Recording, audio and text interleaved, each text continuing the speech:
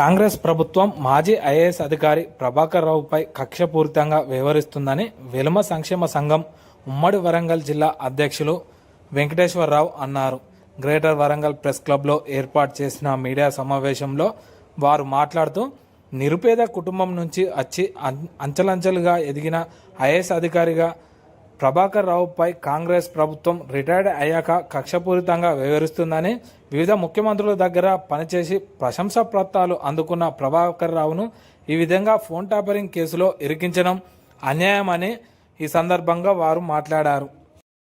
మరి డైరెక్ట్గా డిఎస్పీగా సెలెక్ట్ కావడము, వారు ఆ తర్వాత పోలీస్ శాఖలో గత 38 సంవత్సరాలుగా వివిధ స్థానాలను అధిరోహించి వారు ఇంటెలిజెన్స్ ఐజీగా రిటైర్ కావడం జరిగింది. వారు ముఖ్యంగా వారి పదవీ కాలంలో ఎప్పుడు కూడా ఎక్కడ కూడా ఎలాంటి వారిపై సస్పెన్స్లు కానీ ఎంక్వైరీస్ కానీ జరగకుండా వారు వివిధ ముఖ్యమంత్రుల సమక్షంలో గత చంద్రబాబు నాయుడు గారి ముఖ్యమంత్రి కాలం నుండి కూడా వారు ఎస్ఐబిగా పనిచేసి ప్రశంసలు పొందినటువంటి వ్యక్తి. ఆ తర్వాత రాజశేఖర రెడ్డి గారి కాలంలో కానీ అటు ప్రతి ముఖ్యమంత్రి వద్ద ప్రశంసలు పొందినటువంటి వ్యక్తి వీరు. అలాంటి వ్యక్తి ఈవెన్ పోలీస్ డిపార్ట్మెంట్లో కూడా తనకంటూ ఎందరో అభిమానులు ఉన్నారు. వారందరూ మరి ప్రభాకర్ రావు గారంటే చాలా గౌరవంతో చూసినటువంటి సందర్భాలు ఎన్నో ఉన్నాయి. ప్రభాకర్ రావు గారు నిబద్ధత గల వ్యక్తి. వారు ఎలాంటి సర్వీస్ కాలంలో ఎవరి ద్వారా కూడా ఆరోపణలు ఇలాంటి ఇరుక్కోకుండా మరి సక్సెస్ఫుల్ ఆఫీసర్గా పేరొందినటువంటి వ్యక్తి. వారు వివిధ ముఖ్యమంత్రుల దగ్గర పనిచేస్తున్న కాలంలో ఒక 3 సార్లు స్టేట్ గవర్నమెంట్చే ప్రశంసా పత్రాలు పొందడం జరిగింది.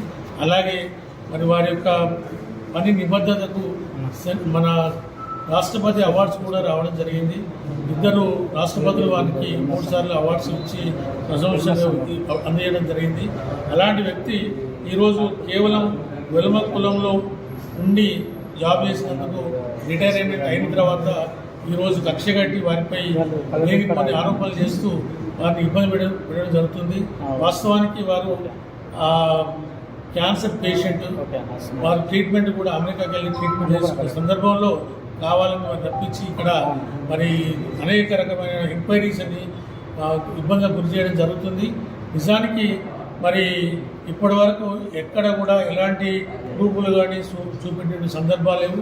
ఫోన్ ట్యాపింగ్ అనేది రాజ్యాంగంలో గవర్నమెంట్ మన రాష్ట్ర ప్రభుత్వాలకు ఇచ్చినటువంటి ఒక హక్కు. అది ఇది ఈరోజు కొత్తగా జరిగింది కాదు. ప్రతి గవర్నమెంట్లో ప్రతిసారి ఈ వాళ్ళ అవసరార్థాలు ఇలాంటి కార్యక్రమాలు చేస్తూనే ఉంటారు. మరి ప్రభాకర్ రావు గారి కన్నా ముందు చాలామంది వ్యక్తులు ఆఫీసర్లుగా పనిచేసి వాళ్ళందరూ కూడా మరి ఇలాంటి కార్యక్రమాలు నిర్వహించినటువంటి వ్యక్తులే వారు. అలాంటిది కేవలం ఒక ప్రభాకర్ రావు గారిని మాత్రమే ఈరోజు ఇబ్బందులకు గురి చేయడము, ప్రభాకర్ రావు గారు వెలమ కులంలో పుట్టినందుకే వారిపై అనేక రకాల ఎంక్వైరీస్ వేయడము మేము దీన్ని ఖండిస్తున్నాం. వెలమ కులస్తులను ప్రతిసారి ఇలాంటి విషయాల్లోకి లాగడం, బదనాం చేయడం జరుగుతుంది. వాస్తవానికి మరి వెలుమలుగా పుట్టిన వాళ్ళు ఉద్యోగాలు చేయకూడదా? ఉద్యోగాలు చేస్తే ఇలాంటి ఆరోపణలు ఎందుకు చేయాలి? పదవిలో ఉన్నప్పుడు లేనటువంటి ఆరోపణలు పదవి విరమణ తర్వాత ఆరోపణలు చేయాల్సిన అవసరం ఎక్కడ ఉంది? ఇలా మరి చెప్పుకుంటూ పోతుంటే మరి ఇతర రాజకీయ నాయకులు కానీ కొన్ని సంఘాల వారు కానీ మా వెలువలను అనవసరంగా బదనాలు చేస్తున్నారు, అనవసరంగా కామెంట్ చేయడం జరుగుతుంది. ఇక ముందు అలాంటి చేయకూడదని, చేస్తే మేము వెలుమ సంఘం తరఫున కంపల్సరీ చట్టరీత్యా చర్య తీసుకుంటామని ఈ సందర్భంగా కూడా హెచ్చరిస్తూ, మరి 38 సంవత్సరాలు సర్వీస్ చేసినటువంటి ప్రభాకర్ రావు గారికి మన ఇచ్చినటువంటి అవార్డ్స్ మీ ముందు మీరు చూపించదలుచుకున్నా. మీరు మన తాట్పర్తి ప్రభాకర్ రావు గారు, వారికి 3 రాష్ట్రం తరఫున 3 మెడల్స్ రావడము, అదేవిధంగా రాష్ట్రపతులు 3 సార్లు రాష్ట్రపతి అవార్డ్స్ ఇవ్వడం జరిగింది. అట్లాగే వారికి ఇచ్చినటువంటి సర్టిఫికెట్స్ కూడా, ఇది ప్రణబ్ ముఖర్జీ గారు రాష్ట్రపతిలో పదవిలో ఉన్నప్పుడు 2 సార్లు వారు ప్రశంసాపూర్వకంగా వారికి మెడల్స్ ఇవ్వడం జరిగింది. అట్లాగే స్టేట్ గవర్నమెంట్ కూడా మెడల్స్ రావడం జరిగింది. ప్రస్తుతం నా పేరు బోయినపల్లి పాపారావు, ఓసీ జాట్ వరంగల్ కన్వీనర్. ఈరోజు మన దేశాన్ని, మన రాష్ట్రాన్ని రాజకీయ క్రీడారంగంగా చేశారు రాజకీయ నాయకులు. అదే భాగంలో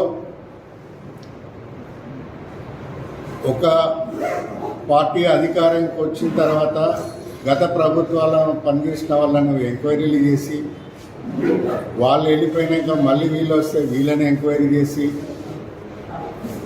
ప్రజాధనాన్ని దుర్వినియోగం చేస్తున్నారని భావిస్తున్నాం.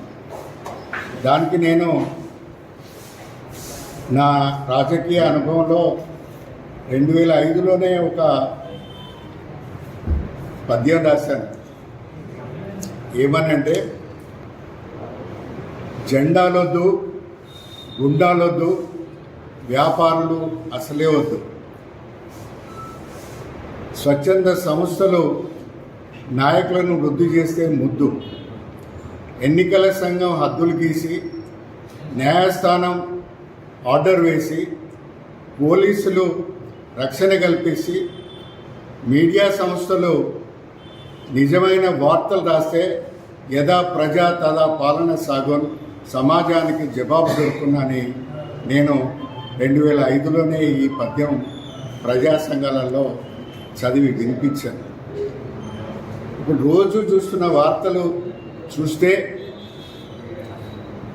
అది ఎప్పుడు వస్తుందా అని ఎదురు చూస్తున్నాం. ప్రజలలో చైతన్యం ఎప్పుడు వస్తుందా అని ఎదురు చూస్తున్నాం. ఈ మధ్య వచ్చిన కొత్త ప్రభుత్వం